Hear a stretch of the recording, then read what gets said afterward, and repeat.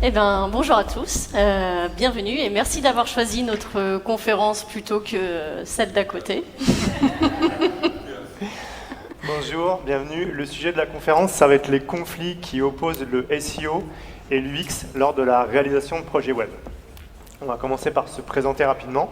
Tout à fait. Alors, donc moi, je suis Clarisse Chemouni, directrice artistique en graphisme et web design, en UX et UI design plus exactement. Je fais ça depuis 20 ans et ça fait 16 ans que je suis à mon compte sous le nom de Red Manta.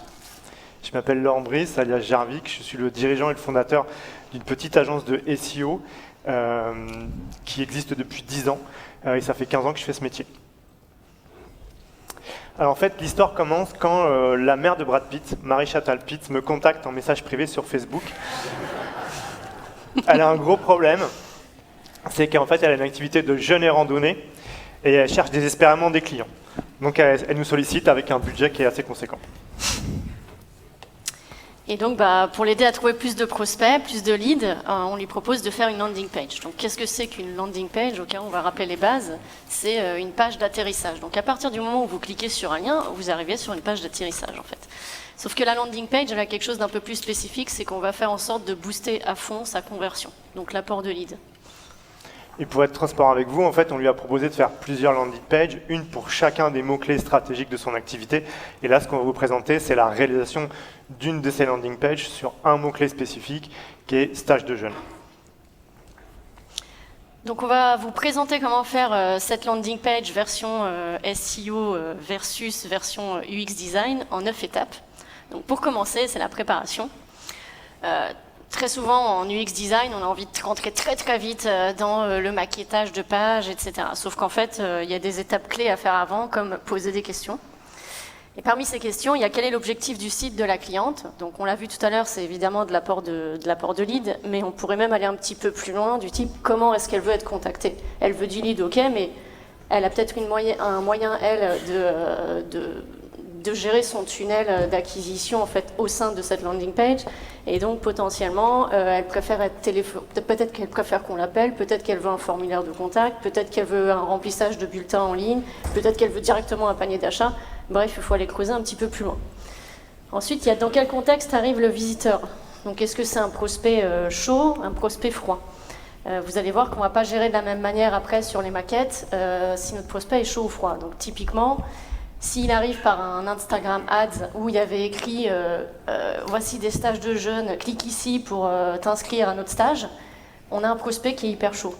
S'il arrive par du Google, il y a de fortes chances qu'il soit plutôt froid et qu'il ait recherché qu'est-ce qu'un stage de jeunes, comment ça se passe, etc. Donc il arrive sur notre landing page, il n'a pas la même intention au départ. Et donc on ne peut pas créer une bonne landing page et réfléchir à ses CTA, on en reparlera plus tard, si on n'a pas le contexte, si on ne sait pas quel est le tunnel d'acquisition qu'il y a eu avant. Et ensuite, il y a a-t-elle identifié les objectifs de ses visiteurs, et si oui, lesquels? Donc là, je lui avais posé la question. Elle a déjà un site internet, et donc il faut en profiter. C'est une super base de départ. Qu'est-ce qu'elle a comme question récurrente, d'ores et déjà, de la part de ses visiteurs, de ses utilisateurs? Donc typiquement, là, concernant, il y avait le calendrier des dates. La plupart des gens qui vont sur le site, la première chose qu'ils veulent, c'est les prochaines dates de stage. Et puis, il y a autre chose, c'est qu'est-ce qu'on fait pendant un stage de jeûne, quoi? C'est quoi une journée type? Parce que bon, on nous enlève le petit-déj, le déj et le dîner, on se demande qu'est-ce qu'il nous reste à faire de la journée, quand même. Donc, on veut savoir comment ça se passe pendant 5 jours. Et après, évidemment, il y a toutes les questions classiques du type est-ce qu'elle a des photographies, quel est le budget, quelle est la deadline, toutes les spécificités techniques, etc. Ensuite commence une deuxième étape qu'on appelle l'analyse SEO, qui est en fait de se demander comment on va faire pour plaire à Google. Le premier truc qu'on fait, c'est de choisir un mot-clé principal. Bon, là, on l'a déjà choisi, c'était stage de jeunes. Mais ce qui nous intéresse, nous aussi, c'est d'identifier tous les mots-clés secondaires, parce qu'en SEO, on est un peu bourrin, donc on veut récupérer tout ce qu'on peut en termes de trafic. Et donc les mots-clés secondaires, ça peut être des choses comme stage de jeune pêcheur, prix stage de jeune Occitanie. On va aussi éliminer les mots-clés qui ne sont pas intéressants, comme stage de jeune Bretagne, puisque notre cliente, elle effectue ses stages en Occitanie, donc Bretagne, elle ne peut pas desservir ce type de zone de chalandise, donc on va le virer. Ensuite, quand on a fait ça, on va essayer de comprendre quelle est l'intention de recherche, c'est-à-dire en gros ce que les gens s'attendent à trouver quand ils tapent ce ou ces mots-clés sur Google. Qu'est-ce qu'ils attendent? Est-ce qu'ils attendent est-ce qu'il cherche quelque chose en termes d'information? Est-ce qu'il cherche à passer à l'action directement? Est-ce qu'il cherche une vidéo? Est-ce qu'il cherche un plan? Voilà, quelle est l'intention de recherche? Qu'est-ce que les gens veulent vraiment voir? Et du coup, on regarde aussi les concurrents pour comprendre comment les concurrents répondent à cette intention de recherche. Et ça va nous donner des sources d'inspiration sur ce qu'il faudrait mettre sur la page dans l'idéal pour y répondre le mieux possible. Et enfin, c'est aussi le moment où on va identifier les points de vigilance, c'est-à-dire les zones de conflit qu'il peut y avoir. Parce que si par exemple je tape stage de jeune, est-ce que je suis quelqu'un qui cherche un stage pour apprendre à pas manger, ou est-ce que je suis un jeune qui cherche simplement un stage pour du boulot par exemple? Donc il faut aussi faire attention à ces zones de conflit. Et là, donc l'analyse SEO est enfin terminée pour l'UX designer, et moi j'aimerais bien commencer à faire le wireframe, donc pour ça il me faudrait les textes, mais j'ai cru comprendre que tu passais par des rédacs. Ah ouais, mais moi pour les textes j'ai besoin du wireframe pour savoir la quantité de texte, le nombre de mots qu'ils vont mettre dans telle ou telle zone, parce que sinon je les connais, mais là qui vont écrire un article de blog et basta quoi. Ouais, sauf que moi, faire un wireframe sans savoir ce que je vais mettre dedans, c'est un peu compliqué aussi, quoi. Ouais, alors donc, à la limite, ce qu'on peut faire, le minimum, c'est qu'il me faut un plan de section. C'est-à-dire qu'après, au pire, si j'ai pas les textes, je peux mettre du faux texte, du lorem ipsum, mais au moins, faut que je sache, section par section, qu'est-ce qu'on va mettre dedans. Super, faisons ça. Donc, étape 3, le plan de section. Donc ensuite, on va chacun établir notre plan de section, en fait. Donc en termes du X, j'ai pas trop de sections parce que j'ai envie que l'utilisateur aille à l'essentiel, et trouve rapidement ce qu'il est venu chercher. Et puis évidemment, on va retrouver ce que je disais tout à l'heure, une journée type, quelles sont les dates de stage, etc. Et moi, dans ma logique toujours un peu bourrin, j'ai envie d'avoir plein de zones pour pouvoir mettre plein de contenu et me dire tiens, là je peux mettre ça, je peux mettre ça, je peux mettre tel mot-clé, etc., etc. Donc on n'est pas complètement d'accord. Non. Qu'est-ce qu'on fait? Donc ce qu'on fait, c'est qu'on va établir un plan de section ensemble, en fait. Et à partir pour ce plan de section, on va surtout se concentrer sur le contenu SXO friendly. Donc SXO, pour ceux qui ne savent pas, c'est le SEO et l'UX design ensemble, ça fait le SXO. Et donc on vous a énuméré les contenus qui sont SXO friendly. Donc il y a la proposition de valeur. Alors ceux qui ont vu la conférence d'avant, elle en a bien parlé. On met en confiance l'utilisateur évidemment le plus rapidement possible pour lui dire quel est le bénéfice à faire un stage de jeune et donc à être sur ce site internet aussi. Et ça c'est super parce que cette proposition de valeur en général on va la coder avec une balise H1 et du coup c'est bien pour Google parce que dedans on met des mots-clés. Et oui. On a aussi les avis clients, un bon moyen de réassurance. Moi j'ai envie de te dire, faire un stage de jeûne de 5 jours, ça me rassure de savoir que personne n'est mort avant moi pour l'avoir fait. Et l'avantage des avis clients, c'est qu'on peut aussi les coder avec des données structurées, et du coup, dans certains cas, ils remontent sur les pages de résultats de Google. Vous savez, toutes les petites étoiles qu'on voit sur certaines requêtes, c'est comme ça qu'on les fait émerger. On a aussi la FAQ, on se pose plein de questions avant de faire un stage de jeûne, ou même pour n'importe quel produit au-delà du stage de jeûne, et c'est vrai que la FAQ, c'est un super moyen de répondre aux questions utilisateurs, et je reviens sur ce que j'avais dit au début dans les premières slides, autant demander à la cliente qu'est-ce qu'elle a comme question récurrente. Et la FAQ, j'y reviendrai un peu plus tard, mais elle permet de répondre aux questions que les gens se posent sur Google, et donc éventuellement d'émerger sur ces questions-là. Et c'est aussi une super zone d'optimisation sémantique. On parlera de ça quand on parlera du contenu optimisé. Et ensuite, on a la Google Map, forcément, même si là on s'est orienté sur les stages de jeunes en Occitanie, l'utilisateur a évidemment envie de voir quel est l'itinéraire pour arriver à ce lieu de stage de jeunes.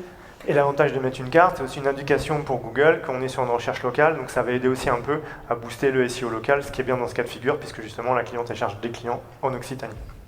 Et évidemment, dans le plan de section, il y a plein d'autres choses, mais qui sont plus spécifiques au SEO et à l'UX, et là on a voulu vous orienter, enfin vous montrer surtout qu'est-ce qu'était SXO Friendly.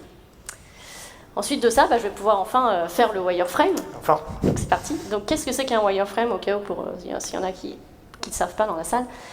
On n'est toujours pas sur la maquette graphique avec des jolies couleurs, etc. On est plus sur ce qu'on appelle un zoning, un prototype. Donc typiquement, un wireframe, ça se fait surtout en noir et blanc. C'est important, cette étape-là est importante. Alors je sais qu'on a beaucoup de touche à tout dans la salle, et donc des fois c'est très tentant de commencer directement à faire son graphisme sur WordPress. Et en fait c'est embêtant parce qu'on ne fait pas cette étape-là. Alors que travailler un wireframe en noir et blanc, en fait ça vous oblige à penser utilisateur, à penser parcours, à penser navigation, à penser contenu en fait, avant de se dire est-ce que c'est joli. Ensuite, toujours, on est sur du mobile first, hein, donc on fait un wireframe pour ordinateur et on fait un wireframe pour le mobile, et on reviendra un petit peu plus tard sur des petites astuces sur comment passer de l'un à l'autre. La proposition de valeur dont je parlais tout à l'heure, il faut évidemment qu'elle soit en haut de la ligne de flottaison, donc c'est-à-dire que l'utilisateur ne doit pas scroller pour voir de quoi il s'agit sur ce site internet et qu'est-ce qu'on va lui apporter. Et puis de l'autre côté, on a la butée, la fin. Aujourd'hui, l'utilisateur a l'habitude de scroller indéfiniment sur les réseaux sociaux. Inconsciemment, il cherche une fin. En fait, le cerveau, il est amené pour chercher une fin. D'où la dépendance au réseau, d'ailleurs, entre autres. Sur un site internet, on a une fin, donc on en profite, parce que s'il n'a pas envie de tout lire, il va aller à la fin. Donc qu'est-ce qu'on va mettre en bas ? On va mettre un petit CTA, hein, on va en profiter, on va mettre notre formulaire de contact tant qu'on y est. Comme ça, on est sûr qu'il le voit. On va travailler la proportion des textes et des images. Donc il y a des études qui montrent que pour lire un paragraphe texte, on en a à peu près pour 45 secondes. Pour que le cerveau analyse une image, c'est 13 millisecondes. Donc quand on dit qu'une image vaut 1000 mots, c'est vraiment le cas. Donc n'hésitez pas à mettre des photos, c'est beaucoup plus parlant. Des appels à l'action réguliers, hein, évidemment, et adaptés aussi. Alors là, quand je dis adapté dans cette partie-là, c'est adapté à ce que aussi la cliente veut. Je reviens sur ses objectifs. Est-ce qu'elle veut qu'on lui fasse une demande de devis, ou est-ce qu'elle veut qu'on remplisse un bulletin d'inscription, est-ce qu'elle veut qu'on la contacte par téléphone, etc. Évidemment, on adapte nos wordings au CTA et évidemment, on en met régulièrement. Pour aller un peu plus loin, il faut aussi hiérarchiser les sections telles que le visiteur aimerait les découvrir, parce que trop souvent, on va réfléchir à notre wireframe avec la cliente. Qu'est-ce qu'elle a envie de présenter, en fait? Parce que très souvent, c'est ça, notre point de contact, ça va être le client. Donc on va dire, qu'est-ce que vous voulez expliquer? Je vais expliquer ça, j'ai mes valeurs, c'est ça mon produit, c'est ça, c'est ça. Mais en fait, il faut retourner le truc, il faut vraiment partir dans l'idée de comment l'utilisateur, lui, il aimerait découvrir les informations. Du moins, on le suppose, parce que pour le moment, on ne lui a rien demandé à cet utilisateur.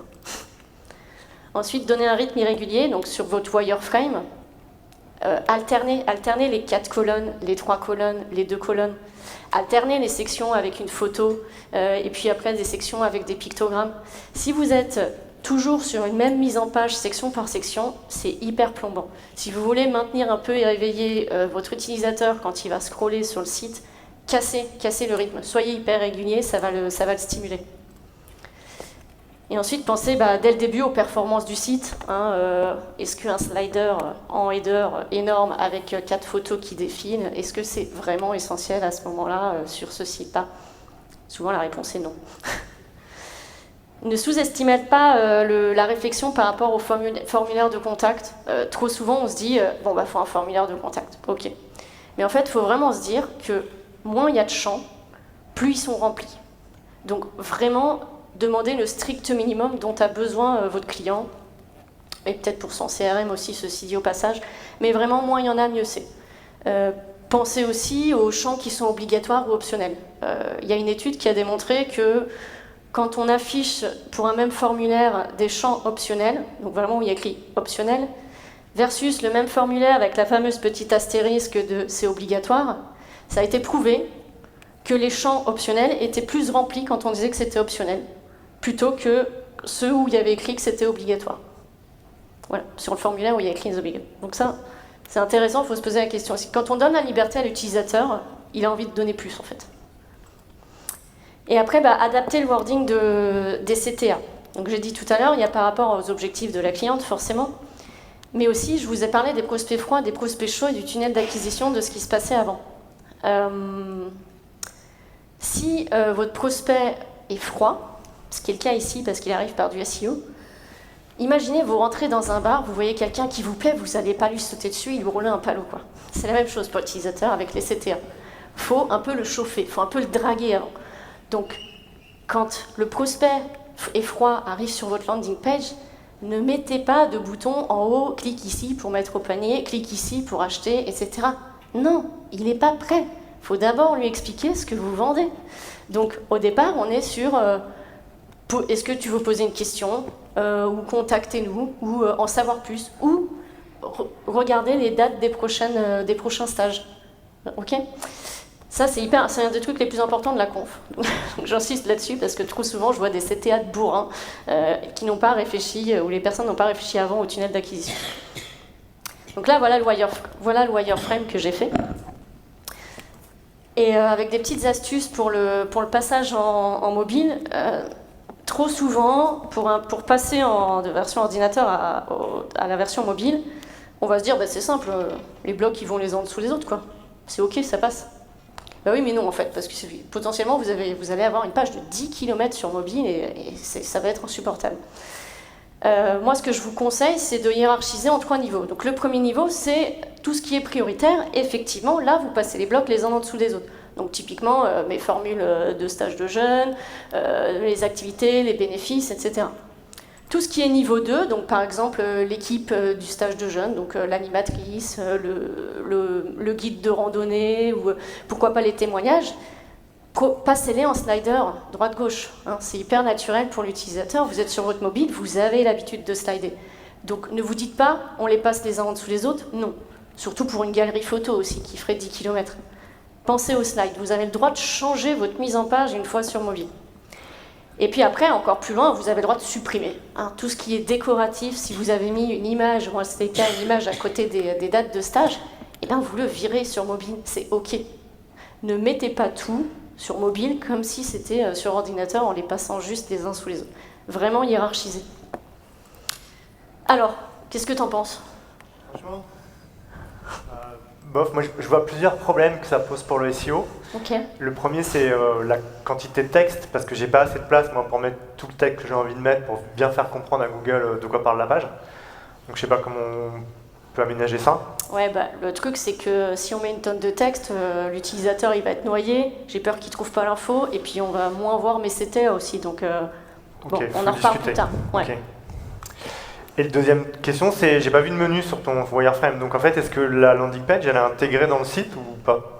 Ah bah non, pour moi, en tant que UX designer, une landing page, ça vit tout seul. On met pas une landing page sur un site internet. Ouais. Là, sinon, on ouvre des portes pour que je lui perde la navigation que je voulais lui donner.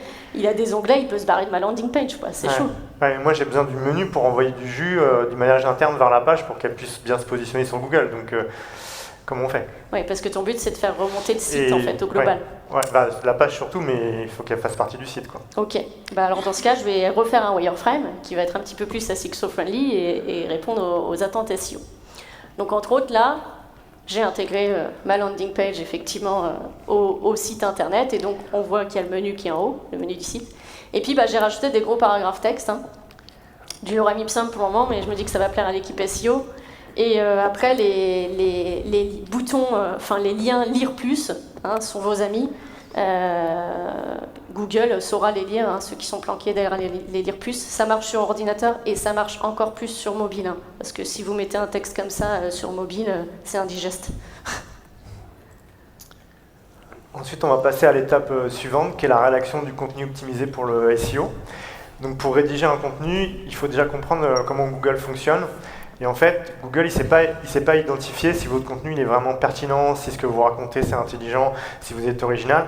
Lui, il va fonctionner principalement par similarité, c'est-à-dire que dans son index sur un sujet donné, il va avoir déjà des concurrents ou des pages qui parlent du même sujet. Et en fait, il va identifier tout le champ lexical de ces pages et il va juger votre contenu, votre page à vous, en fonction de ce champ lexical préexistant. Et plus elle est proche de ce champ lexical idéal, plus en fait votre page a une certaine légitimité à se positionner sur ce sujet. Pour ça, nous à l'agence, on utilise un outil qui s'appelle Your Text Guru et qui fait ce travail en fait, de nous donner globalement le champ lexical idéal. Alors c'est pas toujours à prendre au pied de la lettre, mais ça nous donne de bonnes indications. Et une fois qu'on a optimisé nos contenus et réécrit nos contenus en utilisant le champ lexical, on commence à avoir quelque chose qui tient la route pour Google. Et on a des métriques de scoring, comme par exemple le score d'optimisation qu'on appelle le SOESIO, qui nous donne le niveau d'optimisation d'après cet outil. Donc pareil, c'est pas à prendre au pied de la lettre. Et on a aussi un scoring de danger, parce que Google va être aussi attentif à une forme de suroptimisation quand on met trop de fois des mots du champ lexical. Et donc ça se traduit dans une courbe dans laquelle, c'est une astuce, c'est pareil. On essaie de ne pas prendre ça comme un truc gravé dans le marbre, mais on essaie d'être dans la courbe verte ou la courbe orange à peu près, et en faisant attention aux exceptions, parce que des fois il y a des mots qui sont complètement hors cadre donnés par cet outil, et dans ce cas-là on les ignore et c'est pas grave. Ensuite, il se pose une question de la taille du texte. Donc c'est pareil, la taille du texte, c'est pas un absolu, mais un petit truc. Nous, ce qu'on fait, c'est qu'on va essayer de se dire, tiens, quelle taille de texte ont fait les concurrents, et s'ils sont dans le top 3 bien positionnés, enfin s'ils sont bien positionnés dans le top 3, en fait, ils sont pas là par hasard. Donc on va se dire, pour simplifier, on va faire une taille de texte similaire ou un peu mieux que ce qu'ils font. C'est pas le bon raisonnement, mais c'est un raisonnement qui fonctionne. Ensuite, moi sur les landing pages et toutes les pages de sites où il y a un peu d'enjeu SEO, j'aime bien mettre une FAQ, on en a parlé plusieurs fois, donc là je ne vais pas rentrer dans le détail de tout ça. Vous avez le droit de prendre 30 secondes une photo, et de toute façon le truc sera distribué. Les principaux trucs à retenir, c'est qu'en fait la FAQ, ça permet de répondre aux questions que les gens se posent. Je ne sais pas si vous connaissez les People Also Ask, donc en gros les questions que les gens posent dans Google. En fait, ça permet d'identifier ces questions et d'y répondre, et ce qui se permet de se positionner sur ces questions et donc d'avoir un peu plus de trafic. Et l'autre point qui, moi, est important pour moi et qui fait que j'aime bien la FAQ, c'est le fait que la FAQ, en fait, on est moins limité dans le texte qu'on veut mettre, parce qu'en haut, vous avez des choses où vous devez un peu séduire l'utilisateur, et dans ce cas-là, vous ne pouvez pas forcément mettre le champ lexical que vous voulez, et la FAQ permet de mettre plus de mots du champ lexical ou d'ajuster la taille de contenu par rapport à l'objectif de nombre de mots que vous avez identifié. Ensuite, on a les grands classiques du SEO, donc je vais passer assez vite, parce que ça, normalement, c'est du connu. Donc la balise title, c'est la balise qu'on voit affichée dans les cercles. Là, le principe, c'est de mettre le mot-clé, si possible, le plus au début de la phrase, et d'en faire surtout une phrase qui est marketing, parce que ça va nous permettre d'inciter au clic, elle va être attractive, et donc du coup d'améliorer potentiellement notre positionnement. La balise métadescription, elle fait un peu le même boulot, il faut aussi la penser en termes marketing, c'est quelque chose qui doit inciter l'utilisateur à venir sur votre site plutôt que ceux des concurrents qui sont déjà positionnés sur la même page. L'URL, elle a assez peu d'importance sur la partie positionnement, donc en fait, moi, ce que j'essaie de faire, c'est des URL assez courtes et précises. Sur une landing page, c'est pas important. Sur des gros sites, on a intérêt à avoir les URL les plus efficaces possibles parce que ça va limiter le temps de crawl de Google sur votre site, et donc il va passer plus vite sur plus de pages et il crawlera plus vite, indexera plus vite toutes vos pages. La balisation H1, on en avait déjà parlé, c'est le titre de la page. Donc là, moi, je propose un truc simple, découvrez nos stages de jeunes, je mets le mot-clé en plein, tout va bien. Ensuite, on a les balises HN qui vont structurer la page. Ça, typiquement, c'est les titres de paragraphes, les titres de sections. On va faire du H2, du H3, suivant les besoins. Et pareil, j'essaie de mettre soit des variations du mot-clé principal, soit des éléments de mon champ lexical pour aller me positionner sur tout ça. Alors, est-ce que tout mon contenu, une fois qu'il est fini et bien rédigé, maintenant, il plaît à l'UX designer? Écoute, alors, sur l'aspect technique, je te fais confiance, mais c'est vrai que découvrir nos stages de jeunes, bon, ça fait pas rêver comme machin, quoi. En fait, enfin, il n'y a rien, quoi. Et en fait, il faut des émotions. C'est hyper important. Les émotions, c'est ce qui fait vendre. Les plus grandes marques l'ont comprise. Coca-Cola ne vend pas une boisson, Coca-Cola vend du bonheur. Nutella ne vend pas de la pâte à tartiner, Nutella vend des moments en famille. Et donc, il faut qu'on parte là-dessus. C'est toutes les intentions d'achat, quelles qu'elles soient, même si vous essayez de réfléchir ça de manière cérébrale, en fin de compte, il n'y a que le cœur qui vous pousse à l'achat. Pardon, j'aurais dû cliquer avant. De ce fait, moi je te propose quelque chose du type « Offrez-vous une parenthèse de bien-être en jeûnant dans un cadre idyllique » et là on s'y voit, quoi, ça fait rêver, quoi. Ouais, j'avoue, c'est enthousiasmant. Par contre, là, ta page va peut-être convertir, mais elle ne va pas se positionner parce qu'il n'y a pas le mot-clé dans le titre de la page. Donc, jeûnant, ça ne suffit pas, quoi. Non, le mot-clé, c'est stage de jeûne, donc il faudra qu'on arrive à le mettre vraiment en dur dans le H1, quoi. Ok. Bon, et ben du coup, SEO Friendly, ce qu'on vous propose, c'est un mix. Donc nous, on est parti sur suspendez le temps et offrez-vous une parenthèse de bien-être avec un stage de jeûne. J'enchaîne. Ouais, on enchaîne. Étape 6, on passe enfin au design. Donc vous voyez, il se passe du temps avant de commencer les maquettes graphiques. Donc là, le UI design, user interface, tout simplement, on rajoute la charte graphique. Donc les couleurs, les polices typographiques. Et on rajoute les photos personnalisées. J'insiste sur le personnalisé. Des études démontrent aussi qu'il y a plus de passage à l'action, donc il y a une meilleure conversion avec des photos personnalisées. Si je vous avais montré le même site internet avec des photos de banque d'images, ça n'aurait pas du tout eu le même effet. Et je suis sûre que ça vous semble évident quand je le dis comme ça, et pourtant trop souvent encore, on est beaucoup sur les banques d'images, donc dès que vous pouvez, prévoyez un budget shooting photo en fait, c'est essentiel. Ensuite, étape 7, forcément, on passe à l'intégration, au développement, et puis de notre côté SEO et UX, on a les recettes. On va faire les recettes. La recette SEO, on ne va pas détailler tous les points techniques, mais l'idée principalement, c'est d'aller valider que la page ne présente pas de blocage majeur pour être bien positionné sur Google. Donc on va regarder ce qu'on a vu tout à l'heure, les balises, etc. C'est le moment aussi pour faire le maillage interne, essayer de voir en dehors du menu si on peut faire d'autres liens qui vont pointer vers la page et lui permettre de mieux monter. Puis après on regarde tout ça, les halts, etc. Pareil, on passe. Et après, je ne sais pas s'il y a des intégrateurs, développeurs dans la salle, mais en général, quand l'UX designer arrive avec sa recette, c'est leur moment préféré, parce qu'on a envie de bouger des trucs de 3 pixels, ou c'est pas bon code couleur exactement. Donc voilà, donc on va remonter tout ça, et on n'oublie pas de vérifier aussi sur mobile, parce que pareil, la recette n'est pas à faire que sur ordinateur. Et là, normalement, c'est fini, la page, elle est bonne, on peut la mettre en ligne, et voilà. Ouais, et voilà, c'est bon. Oui, mais non, vous en doutez que ça ne se termine pas. Donc une fois la mise en ligne faite... Et oui, comme la page, on veut qu'elle se positionne, déjà, il faut qu'on vérifie si elle est indexée, parce que on l'a vu, une page qui n'est pas indexée par Google, qui n'est pas dans l'axe, elle ne va sûrement pas se positionner. C'est une condition sine qua non. Donc, et surtout que maintenant, en fait, Google, il s'en fout un peu de vos sites, parce qu'il y en a déjà des tonnes qui parlent du même sujet. Et donc maintenant, en fait, là où il était gourmand il y a quelques années de récupérer le maximum de pages pour son contenu, aujourd'hui il est beaucoup plus sélectif et l'indexation est devenue un vrai sujet. Donc si votre page n'est pas indexée, il y a des trucs pour la pousser, notamment via la Search Console. Après, il y a des méthodes un peu plus sophistiquées, mais l'idée c'est déjà de vérifier qu'elle est bien dans l'index. Et ensuite, il y a évidemment regarder la performance. Alors, on pourrait en parler pendant des heures aussi de la performance, mais je vais le résumer très clairement. Me concernant, évidemment, si la page met 3 secondes à s'afficher, ça va poser problème. Il y a moyen que l'utilisateur parte entre-temps. Et l'intérêt de ça, c'est aussi que comme Google, il mesure les comportements des utilisateurs sur la page, il faut que la page soit rapide, parce que si les gens s'en vont trop vite, en fait, Google le voit, et du coup, ça va nuire potentiellement à son positionnement. Pardon. L'étape suivante, en fait, c'est de tester, d'attendre un peu parce que tout ne se passe pas magiquement du premier coup dès qu'on fait un changement, et d'apprendre de ce qu'on fait pour réimplémenter des optimisations. Et des fois, en fait, on se dit « tiens, c'est super, ça marche du premier coup » parce que quand je tape stage de jeune, je suis deuxième. Sauf qu'en fait, je suis deuxième avec la page d'accueil et pas du tout avec la landing page qu'on a fait. Donc là, on s'est trompé quelque part. Et commence un... Enfin, surtout toi, parce que... C'est pas peut-être l'UX qui est pourri. Et commence un travail de longue haleine, qu'est-ce qu'on va appeler le marathon SEO, où on va en fait...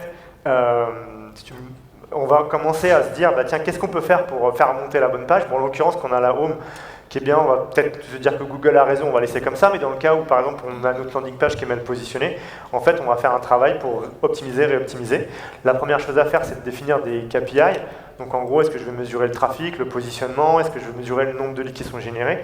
Et à partir de ça, je vais faire un certain nombre d'actions. Par exemple, je peux faire du netlinking, donc des liens extérieurs qui vont pointer vers la page, pour progressivement la faire monter. Je peux continuer à faire du maillage interne via des articles de blog. Je peux aussi, par exemple, regarder régulièrement ce qui se passe et ce que font les concurrents pour réoptimiser certaines parties. Et évidemment, mon contenu n'est pas forcément figé, donc je peux le travailler, réoptimiser mon champ lexical. Je peux aussi créer un cocon, c'est-à-dire un ensemble de pages autour de ma page principale qui vont pointer vers elle et qui vont être dans le même champ sémantique pour la faire monter, cette page-là.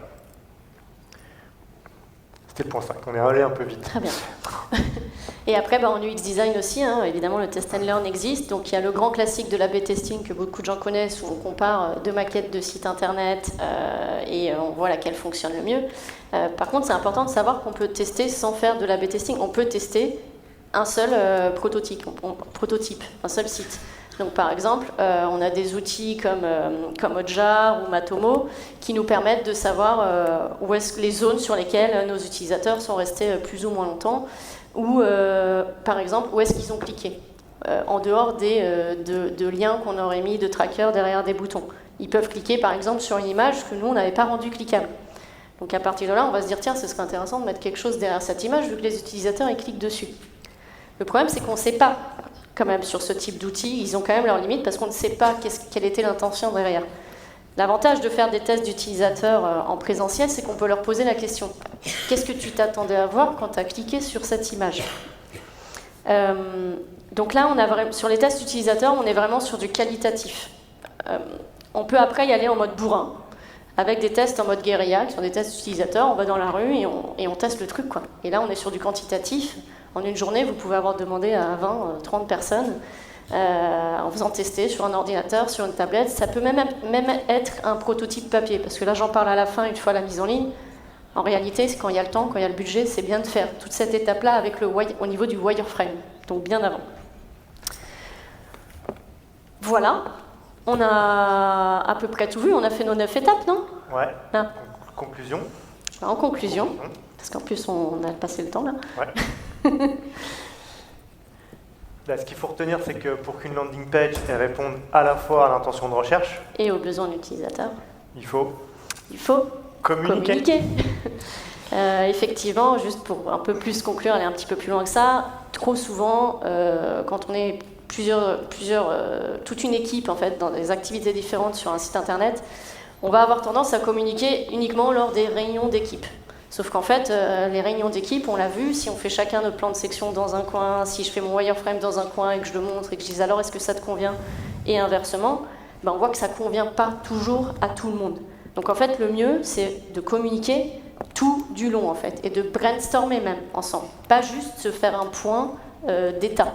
Il faut en parler tout du long et construire le site ensemble, surtout quand, à première vue, il y a des désaccords sur une manière de faire entre des équipes pluridisciplinaires.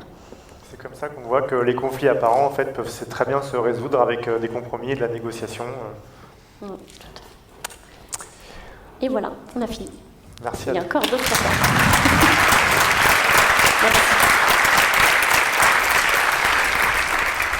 Je ne sais pas s'il y a le temps pour des questions-réponses ou si on a mangé tout notre temps. 3 minutes. 3 minutes. Oh, il y a le temps de poser une ou deux questions Oui. et d'y répondre brièvement. On est bon, on est bon.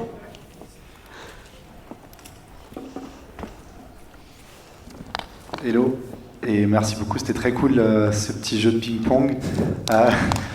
Moi, mon boulot, c'est de faire de la pub sur le web. Du coup, question évidemment biaisée en raison de mon activité. Nous, ce qu'on a l'habitude de faire, c'est des landings qui ne sont pas du tout indexés, donc qui n'ont pas pour objectif du tout de ranker sur Google. Et du coup, j'étais intéressé par votre approche qui cherche à cocher les deux cases. Et voilà, ma question, c'est pourquoi tu ne fais pas une landing pour la perf en essayant de ne pas avoir de menu, en essayant d'avoir tous les fondamentaux de la conversion pour maximiser le taux de conversion, et pourquoi tu ne fais pas le job de contenu sur ton site? Pourquoi chercher à viser les deux objectifs au même endroit en fait? Je peux répondre? Ouais, vas-y. Ouais. En fait, tu peux très bien faire les deux, c'est-à-dire avoir une landing page type perf et une landing page type SEO. Et il ne faut pas oublier que même si ta page de contenu elle est censée être positionnée, il faut aussi qu'elle convertisse parce qu'à partir du moment où tu vas avoir un mot-clé. Et donc en fait, moi j'ai tendance à conseiller à mes clients de faire une seule page pour la partie acquisition publicitaire et la partie SEO pour des raisons d'économie. C'est-à-dire si la page elle arrive à faire les deux, alors elle est un peu moins bien optimisée pour la partie acquisition, parce que tu vas avoir plus de contenu, plus de trucs qui vont te polluer, mais en termes d'économie globale, c'est plus intéressant. Voilà. Donc principalement c'est une question de budget. Et puis il faut aussi le voir comme, parce que finalement là on a centré landing page, mais tu peux aussi te dire que tu as un client qui te contacte pour la création d'un site internet, vois tes pages de site comme des landing pages en fait. Toutes tes pages de site, enfin qui sommes-nous, c'est peut-être pas très intéressant, mais voilà. Construis-les en tant que tel, construis-les dans un but de conversion systématiquement. Et donc à partir du moment où tu as un site où tu bosses le SEO dessus, bosse toutes tes pages avec une intention de conversion derrière.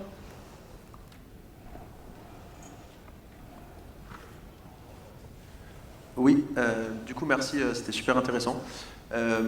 J'avais une question plus sur la partie SEO, parce que moi aussi je bosse là-dedans, surtout sur la partie optimisation sémantique. En gros, je me demande à quel point c'est pertinent, parce que c'est vraiment une tâche qui est, je trouve, assez chronophage.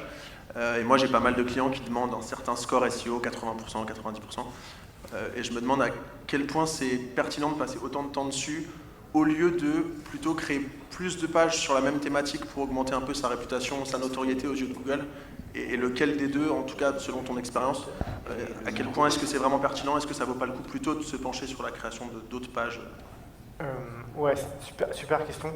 Moi, en général, le nombre de pages que je fais, il dépend principalement de ce que je vais identifier chez les concurrents et des intentions de recherche différentes. En fait, j'ai tendance à me dire une intention de recherche, une page. Donc, si j'arrive à découper, et ça, c'est aussi variable parce que ça dépend de la taille du site, parce que tu as des sites sur lesquels tu peux découper en micro-intentions de recherche en étant super spécifique sur toute ta longue traîne, par exemple.